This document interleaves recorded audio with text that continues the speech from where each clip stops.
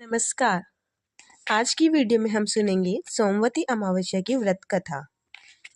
तो आइए वीडियो में आगे बढ़ते हैं और कथा को सुनते हैं। एक गरीब ब्राह्मण परिवार था। उस परिवार में पति पत्नी के अलावा एक पुत्री भी थी। वह पुत्री धीरे धीरे बड़ी होने लगी। उस पुत्री में समय और बढ़ती उम्र के साथ सभी स्त्रियोचित गुणों का विकास हो रहा था। वह लड़की सुंदर, संस्कारवान एवं गुणवान थी, किंतु गरीब होने के कारण उसका विवाह नहीं हो पा रहा था। एक दिन उस ब्राह्मण के घर एक साधु महाराज पधारे। वो उस कन्या के सेवा भाव से काफी प्रसन्न हुए। कन्या को लंबी आयु का आशीर्वाद देते हुए साधु ने कहा, इस कन्या की हथेली में विवाह योग्य रेखा नहीं है।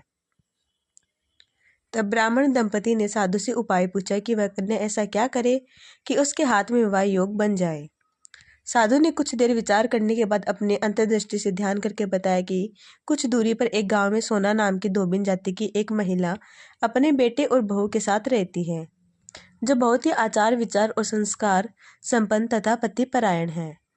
यदि वह कन्या उसकी सेवा करे तो वह महिला इसकी शादी में अपने मांग का सिंदूर लगा दे।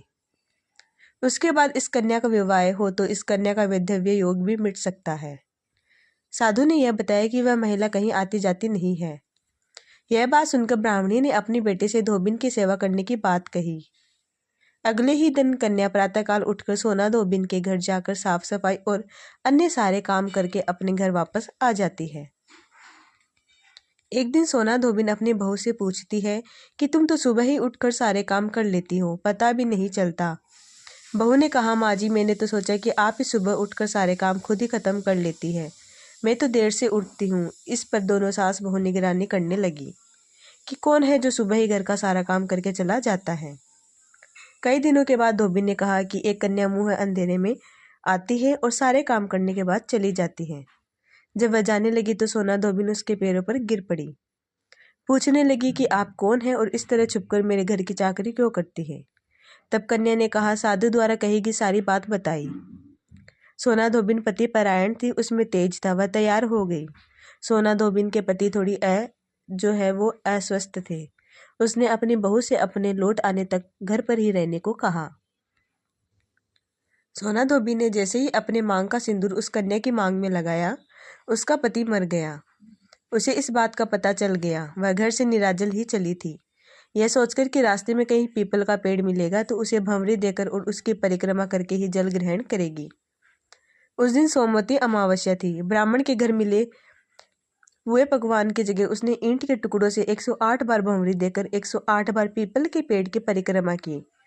उसके बाद जल ग्रहण किया। ऐसा करते ही उसके पति के मुर्दा शरीर में जान वापस आ गई। धोबिन का पति वापस जीवित हो उठा। इसीलिए सोमवती अमावस्या के दिन से शुरू करके जो व्यक्ति हर अमावस्या के दिन भंवरी देता है, उसके सुख और सौभाग्य में वृद्धि होती है।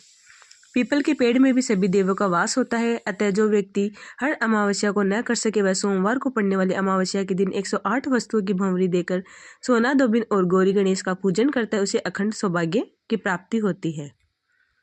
ऐसी प्रचलित परंपरा है कि पहली सोमवती अमावस्या के दिन धान, पान, हल्दी, सिंदूर और सुपारी की भंवरी दी जाती है। उसके बाद सोमवती अमावस्या को अपने सामर्थ्य के हिसाब से फल, मिठाई, सुहाग सामग्री, खाने की सामग्री इत्यादि की भंवरी दी जाती है और फिर भंवरी पर चढ़ाया गया सामान किसी सुपात्र ब्राह्मण, ननंद या भांजे को दिया जाता है। यहीं पर हमारी सोमवती अमावस्या की व्रत कथा समाप्त होती है। दोस्तों, मैं आशा करती हूँ आपको मेरी वीडियो उपयोगी लगी होगी और पसंद आई होगी। आप मेरे चैनल को जरूर सब्सक्राइब कीजिएगा, वीडियो को लाइक कीजिएगा ऐसी ही कथा कहानी सुनने के लिए। धन्यवाद।